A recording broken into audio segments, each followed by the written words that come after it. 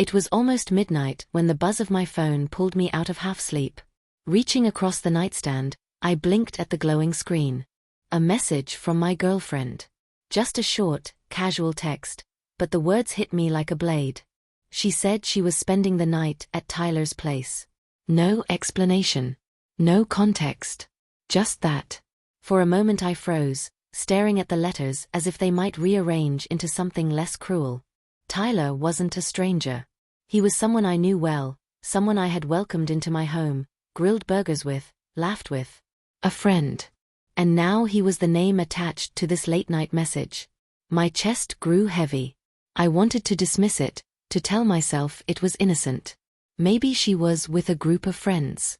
Maybe she had worded it badly. But in my gut, I knew better. You can feel when something is wrong. This wasn't the first time she had pulled away, chosen others over me, left me feeling invisible in my own relationship. The phone's glow lit up the darkness around me as I sat still, wrestling with the urge to call her and demand an explanation. But then I remembered the last few months, the excuses, the cold stares, the way her presence felt absent even when she was sitting right beside me.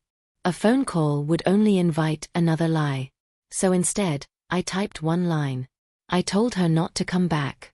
That she had made her choice, and so had I. My hand trembled as I pressed send, but I knew I meant it. The silence that followed stretched on, my heartbeat echoing in my ears. Then the screen lit up again, a flood of frantic messages. She insisted I was misunderstanding, accused me of overreacting. But her words rang hollow, more desperate than honest. If there had been nothing to hide, she wouldn't have sent that first vague text. She wouldn't have tried to turn the blame on me. I didn't respond. I turned the phone face down and let the silence stand in for me. For once, I wasn't begging for clarity. I wasn't chasing answers. I was finished. If she wanted to stay at Tyler's, then she could stay there for good. By morning, she was at my doorstep. Her face was tired, almost frantic, but I wouldn't let her charm or excuses sway me. I asked one simple question. Why would you think it's okay to tell your boyfriend you're spending the night at another man's place? She had no answer, only stammers, half-truths, and empty words. In that silence, it hit me. The relationship had ended long before that text. That message wasn't the start of the end, it was the moment I finally stopped lying to myself. I stepped aside, not to welcome her in, but to show her the way out. She cried, begged, promised explanations later. But I had given her too many chances already.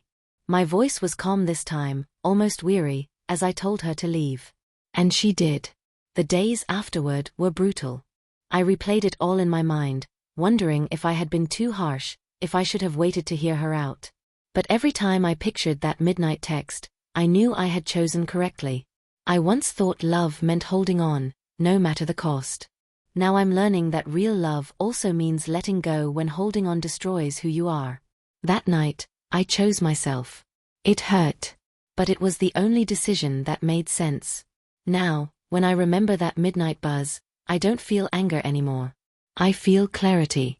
That was the night I stopped denying the truth. She told me she was staying at Tyler's.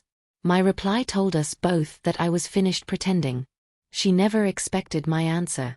But it was the only one I had left to give. Because sometimes, the only way to protect your heart is to close the door and walk forward.